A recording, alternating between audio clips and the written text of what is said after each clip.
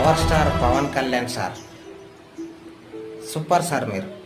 ఎందుకంటే మొన్న జరిగిన ఉగ్రవాదుల దాడుల్లో బలైపోయిన కుటుంబానికి 50 లక్షలు ప్రకటించారు. సూపర్ సార్ మీరు. కాకపోతే మొన్ననే జరిగిన పిఠాపురంలో ఒక వర్గాన్ని గ్రామ బహిష్కరణ చేసిండ్రు. అందులో ఒక వ్యక్తి ప్రాణం కూడా పోయింది. ఆ వ్యక్తికి ఏమి ప్రకటించలేదు.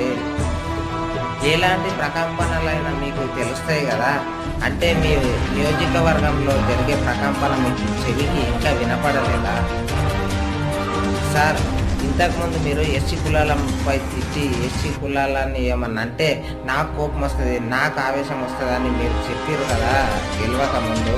గెలిచిన తర్వాత మీకు వాళ్ళ ఆవేదన వినబడట్లేదా? ఒకసారి ఆలోచన చేయండి సార్. వాళ్ళ సమస్యలు ఏమున్నాయో